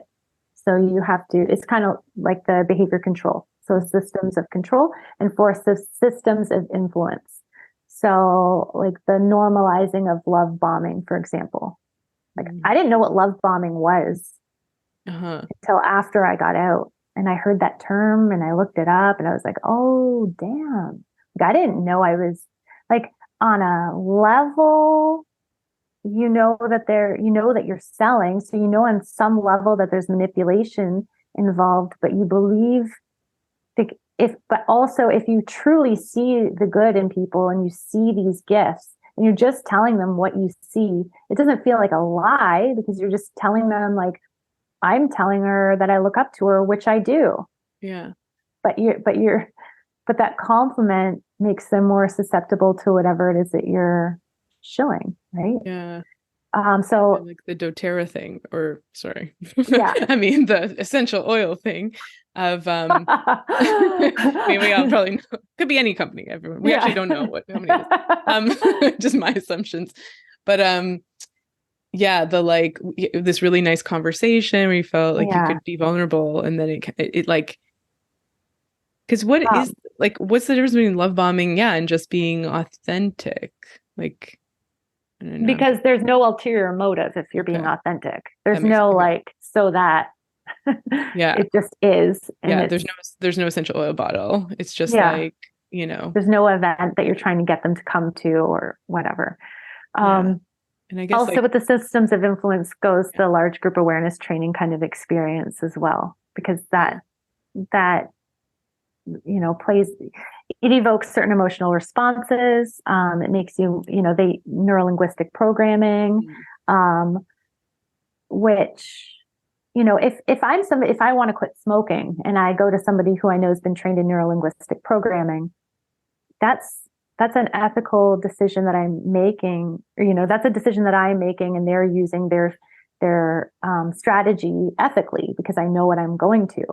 But if somebody is using these, NLP to influence the participants, that's where there's no informed consent, because they're essentially being hypnotized to go along with something or to behave in a certain way or whatever. Yeah, like the fiduciary relationship, like another psychotherapy term. It's like you come to me to quit smoking. I don't know I actually don't really even know what NLP is. Maybe we can talk about this because I'm sure I do know what it is, but not like what specifics are. But if someone if I'm an NLP person, someone comes to me to quit smoking, I have a fiduciary relationship to that client to help them achieve their prescribed outcome. If I like under their hypnosis or whatever, I'm like, and you should also buy my book and my program. And then that's, unethical. Right? It's like, I'm getting a benefit out of this beyond what we've already agreed to, like my fees or whatever. Which is like in these like large group awareness trainings, there is this like recruitment strategy that's implicit in it, that's framed as your own healing, which is wild, but you're ultimately supposed to be recruiting people at the end of it. Yeah. And we're doing it to save the world. It's the same thing, actually. It's like, we're saving the world, but and we need everybody on board, or you're not going to achieve your thing. And so that brings in like the peer control and the peer policing.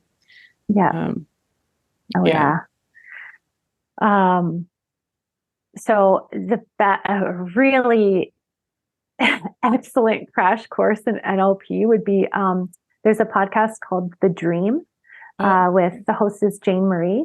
And in her third season, she tackles coaching. And there's one episode specifically about NLP, and she has like an NLP expert on like she interviews him. And so you can hear it. You can hear how he's teaching her and how he's also using it on her. And like she describes the experience of like being dizzying and disorienting, like after he leaves. Okay. Yeah. So that's like the berries, I think. It's like it's like breaking down somebody's natural defenses that in therapy you wouldn't be that forceful. Like you wouldn't like. Well, it's like choosing one of the, like part of it is the intonation of your speech and like repeating certain phrases or certain things. It has a hypnotic quality to it. But another aspect is like carefully using language, saying,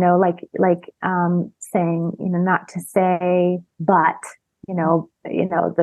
how instead of saying, but saying, and just like, this hyper focus on the language, which has elements of truth to it. If you don't say but, you're taking more ownership for your decision to be limited in whatever way. And so there is an empowering aspect to that. And it can also be weaponized. Yeah. It's interesting. I've been noticing everybody's, instead of saying but, they say and I don't know, maybe this is what we're talking about with our like this trust thing, but I've reclaimed but. I'm like, I'm not going to switch it to and, like, I mean, but yeah, like, love to hang out, but I have I'd love to, and I have to do something else. It's also like contrived, right? Because you're like overthinking your speech and blaming yourself for being limited, and it's so multi-layered. Yeah, exactly. Like I mean, but, or I guess I've been like, a part of me does want to hang out, and part of me, that's so, okay. I don't think it's not offending or harming anyone. I don't think. I mean, sure, that saying of like anything before but is irrelevant. So if I'm giving you a compliment and then maybe that's not what I intended. But that can come across brash for sure. I could see that. So I'm saying but all the time. Good. But I know what you mean. The like, it would be this thing like in the larger awareness training, like they're up on stage with the coach, so and there's this back and forth, and it's like you can kind of feel it's to get under something, to get through something, which has that destabilizing effect. Like, I mean, and even like sometimes that could be a goal of therapy. Like cognitive behavior therapy is about that. It's like cognitive restructuring. It's like rearranging our beliefs and like loose cognitive flexibility, like loosening up the belief that I'm worthless or a failure. It's like, I look through that lens at everything. So if I can get distance from it or find examples that that's not true and strengthen those examples, I can start to shift away from that. But if someone's like, there's a whole personality structure that could be formed around that belief. So someone's like getting at it. It's like, who am I? Yeah, it's not, I don't know. There's a lot of like ethical concerns with it, I think. Yeah. Especially if you're not consenting to it. Yeah. Have you, did you ever look into the story with James Arthur Ray, who was on The Secret and the Sedona Sweat Lodge incident? Oh, no. So he got his fame from The Secret and then subsequently going on Oprah and getting all of this credibility as this amazing, like, kind of like a Tony Robbins kind of guy leading these large group awareness trainings. But he would do these retreats in Sedona, and these sweat lodge retreats. And because his followers were so dependent on him, and the systems he created. So unfortunately, some people had passed away at this one infamous sweat lodge because even though they could leave at any time, they believed that their own sense of intuition was completely overridden by his go all in kind of mentality, and that it's only your limitations holding you back. So that dialogue overrode their own alarm system. Yeah. So while they could technically leave at any time, that's really bounded choice in a nutshell. Yeah. They were psychologically imprisoned. There's because also what would have been the outcome if they left? They would have been a quitter. Yeah, exactly. Like you don't see the why in the road where one leads to death. I did a sweat lodge in Mexico, and it's like we're all there's one entrance, and so in order for me to leave, 3 people would have to leave. You'd open the thing, all the hot air would come out. There was somebody that was in front of me who had like kidney disease that she was trying to heal. She was there with her partner. It was like this big deal kind of healing journey to her. So I would have been affecting her journey. And it's like, how do I know I'm going to die? I mean, and I didn't die, clearly, but it was the feelings of unwellness and stop, get out were very strong. And I remember after that experience, Googling, like, do people die in sweat lodges? And yes, you know, because I remember feeling that, like, just being way past what felt like a reasonable limit, you know? Yeah. And then I think like at the point I was like, I'm gonna need to get everyone out of here. Then the door opened, and then we were wow. yeah. And then like we got cold water, and it was like steaming. It was pretty, like, but that makes a lot of sense. It's like you're told like to push through the pain and the discomfort and all of the natural indicators that you should stop, you know?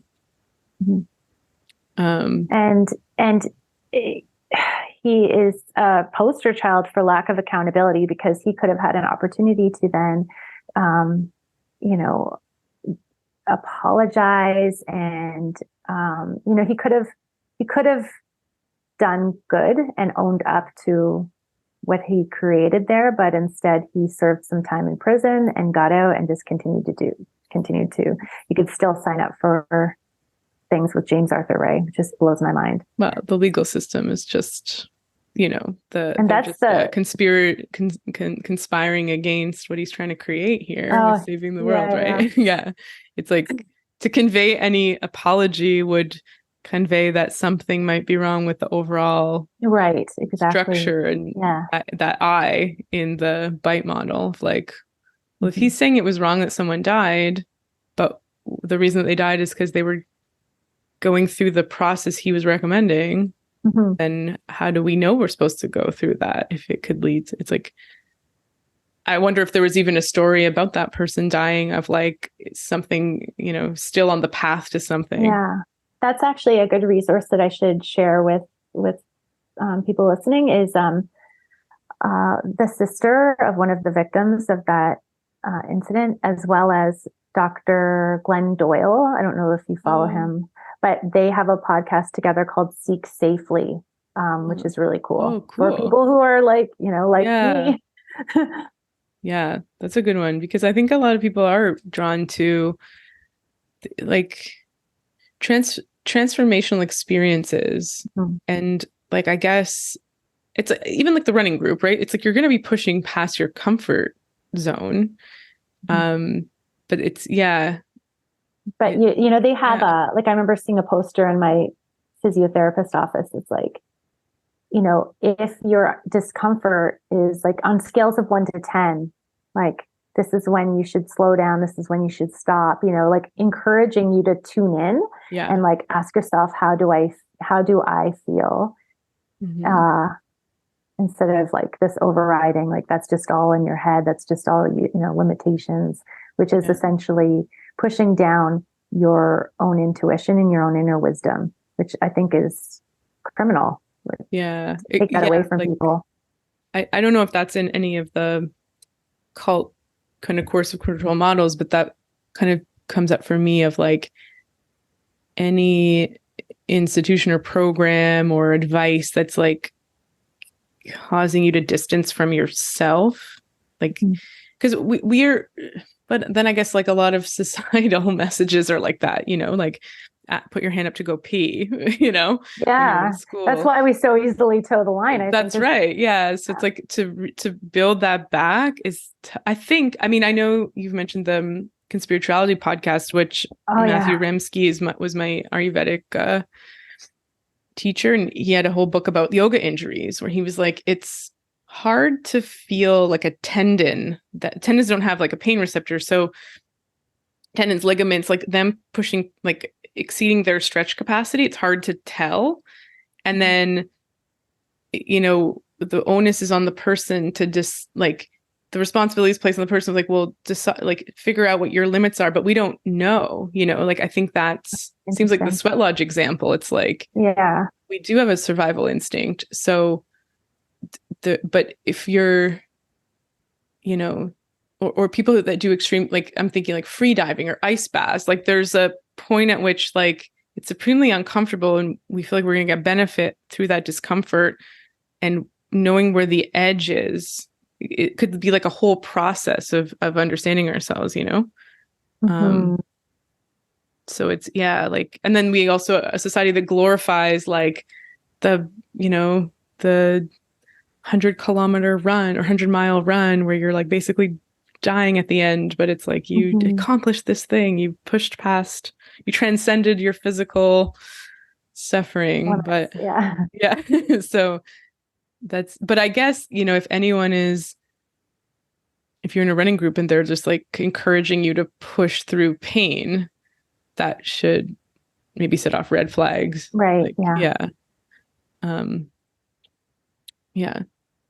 Because pain, I guess, is subjective, but then that's the thing. It's like, we don't know. Like, if you're telling me that you're in excruciating pain, it's like, that's that, not me. So yeah. Is there anything else in the bounded choice model? No, that was it. Yeah. That is it. Yeah. Yeah. I think those are useful because I imagine, like, I was thinking like, people probably listening to this are like, I mean, that is the question. It's like, how do I know now? Like, how do I know who to trust? So looking at this as a litmus test and like recognizing that it does fall on a spectrum. So you might be able to find a couple things and something might be like 10 out of 10 alarm bells. But yeah, because that was one of the questions my husband had is like, can a group exist and not be a cult? And yes, it can. But it could also, like Jonestown, for example, started off great. Like Jim Jones was doing a lot of good. He was the first person, well, maybe not the first person, but he was one of the early people talking about segregation and like that whole, this was what, in the 50s, the 60s, talking about Black Lives Matters kind of back then. And people were really thirsty for that and feeling like that this was wrong, how we were behaving. And so he swooped in at a perfect time to provide this peaceful message. And then, over time, power and drugs kind there's of always like a line that it crosses. Yeah. And it's hard to like, where did that line, because I'm thinking even like charismatic leader, like, are people who are going to Taylor Swift concerts part of a cult? Like, there could be a line within the person too. Like how, I don't know, like, yeah, I guess it's. Yeah, I think it has to do, it has to do with power. That's true. Yeah. Yeah. And yeah, what is it? The ultimate power corrupts. What's that Ultimately. phrase? Yeah. Absolute power corrupts. Absolutely. Is that it? Yeah. Yeah. But then, what was scary to me was when you were talking about a lot was scary, but one thing in particular was how in the MLM, like the charismatic leader is tiered. There's like a charismatic leader on all levels of the hierarchy. And they take on different personalities. So it's like the power is distributed a little. Right, I mean, it's still a hierarchy. It also lessens the accountability for the overarching corporation, because they're like, oh, we have these law-abiding principles, but all of these charismatic leaders have their own private tools, scripts, resources, things that they say in their coaching, and so on. So it takes the onus off of the company so they can continue operating, because it's, how can you manage the Wild West of what's going on beneath? Right. Yeah. There's no HR department or or regulatory body. Yeah. I guess, the DSA, which is really a PR firm for multi-level marketing. They act like they're a regulatory board, but they're actually run by multi-level marketing leaders, and they are a PR firm. Right. That's how they function in it's reality. like this false accountability. Like, yeah. Like what do they call it? The fox guarding the hen house kind of thing. Like they're just they're just involved directly. Sounds So for anyone who's listening to this and they're like, okay, I don't know, this is interesting, I want to learn more, or maybe I do identify with being kind of in some sort of coercive relationship with an institution or an entity or a person, can people find you, follow you? I know you're going to be on future podcasts and go into more detail in your stories. So maybe if people follow you where you're most active, then they can kind of be on the lookout for those things. Yeah, sure. So I am on Instagram, Brandie Hadfield, and on Substack. So it's Brandie with an IE, Hadfield, Hadfield. So I'm blogging on Substack. It's free. I'm not paywalling it because I don't feel ethically okay about that. In the message out. Yeah. I'll put the links to all of that in the show notes for everybody, and people can check out the like reels that you do. They're really great. It's like bite-sized information that conveys these concepts, and then some really legit bird drawings. So mix it up. Any final thoughts or before we wrap up, Brandie? I just think that some, how do I say this succinctly? Okay. Number one, don't have the false complacency that you could never find yourself in these situations. They are masters of disguise and have ways of dressing themselves up. Some companies now are even saying that we're not multi-level marketing. We're opposed to multi-level marketing. They have different ways of framing themselves. They just keep changing their disguise. So really important to just be informed of the BITE model and bounded choices, I think, to be an informed participant out there in the world. So first of all, and secondly, consider the ethics of being involved even on a peripheral level, because a lot of people think, well, I just really like this product. But just know that the system that you're supporting is incredibly destructive. And so just ask yourself if you really want to be part of that in any level, to any capacity. It's not just like a friend selling a supplement you love. It's like a whole structure that it's a whole structure that is benefiting off the majority losing. It is a whole system that is found a legal loophole to obtain free and very cheap labor and coerce the members who are working for free or for very little to paste a big giant happy smile on their face and feel private shame about that fact. It's not the same as buying crocheted things from your friend off of Etsy or something. Correct. It's not actually supporting your friend. But supporting your friend is boundaries and being there and reminding him or her who they truly are, doing things with them that bring them back to that place. Yeah. That's you great. need to give them cash for the groceries. Don't buy their products. Support them. Yeah. Be like, when you start crocheting things for Etsy, I'll buy it. All right, Brandie, thank you. This was great. Thank you for sharing and for the time. And people can reach out and continue the conversation if they want to. And thank you. Sounds good. Thank you. Okay.